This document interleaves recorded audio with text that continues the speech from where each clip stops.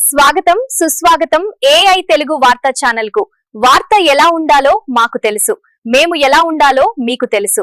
ఈ రోజు మనం తెలుసుకోబోతున్న వార్త ఎవరిది అంటే, ఆయన తెలుగు భాష సూర్యుడు, ఆయన తెలుగు భాషోద్ధరుడు. సిపి బ్రౌన్ గారి జీవిత విశేషాలు, తెలుగు భాషకు ఆయన అందించిన సేవలు తెలుసుకుందాం. C P Brown, Charles Philip Brown Telugu భాషా సాహిత్యాభివృద్ధికి అసాధారణ సేవ చేసిన ఆంగ్లేయ అధికారి, పండితుడు.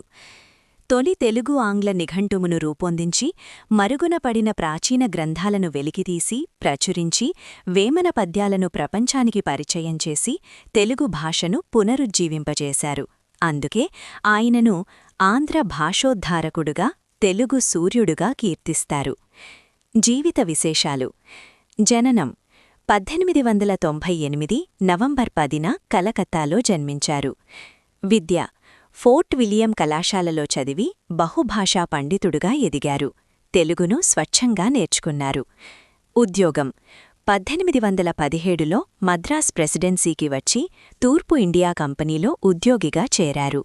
కడప, మచిలీపట్నం, రాజమండ్రి వంటి ప్రాంతాల్లో పనిచేశారు.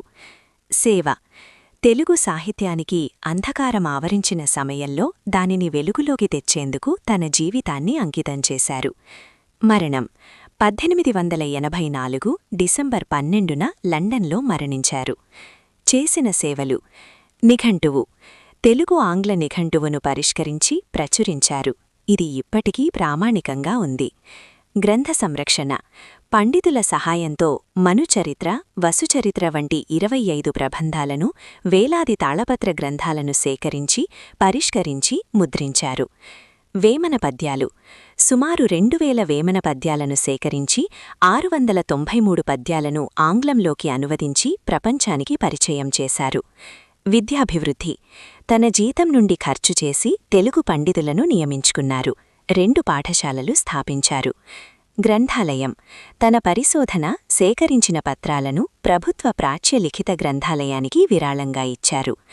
ఆంధ్ర భాషోద్ధారణ తెలుగు సాహిత్యాన్ని మృత్యుముఖం నుండి రక్షించి పునరుజ్జీవింపజేసినందుకు తెలుగు జాతి ఆయనను ఎప్పటికీ గుర్తుంచుకుంటుంది.